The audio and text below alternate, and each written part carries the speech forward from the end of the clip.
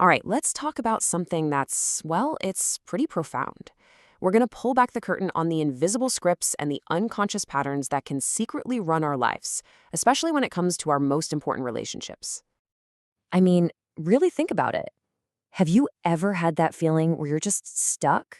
Like you're replaying the exact same painful scene, just with a different person in the starring role over and over again? That feeling of being trapped in a cycle you just can't seem to break? Well, it turns out there's usually a very, very deep reason for that. And there's a name for this hidden cause. It's called relational trauma. Now, the key word here is hidden. This isn't always about the big dramatic events that you can clearly remember. It's more about the deep emotional wounds from our earliest relationships that are running the show completely outside of our conscious awareness. And that's exactly what makes it so powerful, right? These unconscious dynamics are quietly guiding our choices, who we're attracted to, and how we react to things, all without us ever realizing who's truly driving the ship. It's this powerful force working in the background, shaping our present based on a past we might not even consciously recall. So you might be wondering, how does this actually work? Well, the first key piece of the puzzle can be understood with a really powerful metaphor. It's like we're being forced to wear a pair of colored glasses that totally warp how we see the present moment. Think about it. When you're dominated by this inner feeling of unworthiness, your entire interpretation of the world just shifts. You start seeing everything through the lens of that pain, kind of like how wearing green glasses makes the whole world look green. And here's what that looks like in real life. The reality might be a completely neutral event, an innocent comment from a friend, but through those colored glasses, it's perceived as a personal, malicious attack. You literally start to see rejection and bad intentions everywhere because that's what your inner world is already primed to find. This quote just nails it.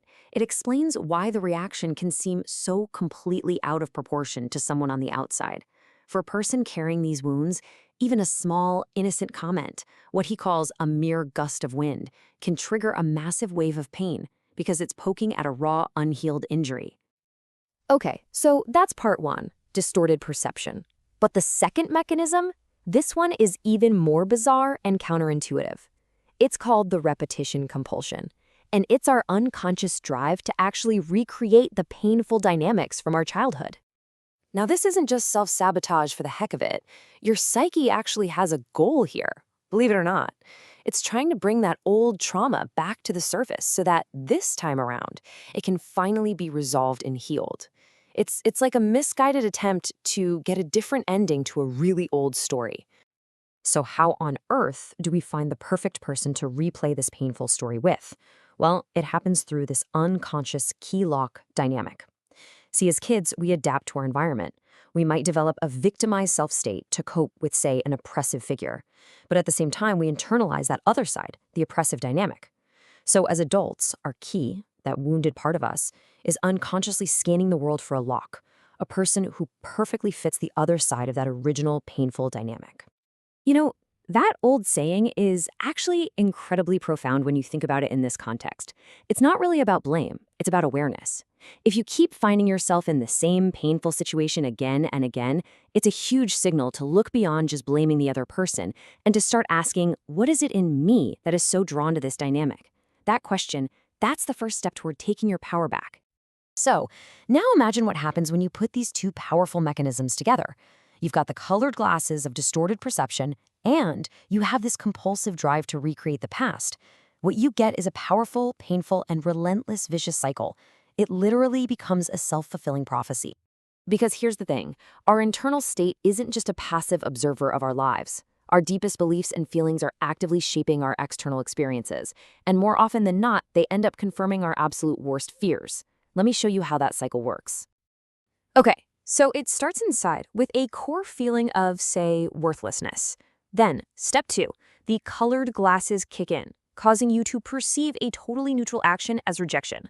Step 3, this triggers a reaction. Maybe you accuse them, or you withdraw completely. Step 4, that reaction pushes the other person away, which creates actual, real rejection. And finally, step 5, this is seen as proof that your original feeling was right all along. The prophecy fulfills itself. It's a perfect loop. Now, I know this can all sound incredibly bleak, but it's really not. Because the moment you can see the pattern, you can start to change it. And this is the path to healing. It's about moving from an unconscious pattern you're trapped by to making conscious choices about your life and your relationships. So, what's the first step out? Honestly, it's almost deceptively simple. The single most crucial first step is just becoming aware of these dynamics. It's not an instant cure, not by a long shot, but without awareness, change is literally impossible. Seeing the pattern is the beginning of your freedom. And this realization, it's a real double-edged sword. On one hand, it can be painful because you have to let go of that simple story where you are only a victim. But on the other hand, it is so incredibly liberating because if you have a part to play in it, that means you have agency. It means you have the power to change your own script. And the results of doing this work, they're profound. As you heal, you'll find that old unhealthy relationships just start to fall away. You're no longer drawn to the lock that fits your old key. Instead, you can finally choose people from a place of authenticity, build deeper, more real connections, and finally free yourself from that deep, painful feeling of being separate and unworthy. So, I'm going to leave you with this final question to think about. What if we could reframe this entire struggle? What if your pain, your patterns, and your deepest wounds aren't actually a life sentence, but instead they're a map pointing you directly toward the work you need to do to find your most authentic, whole, and liberated self?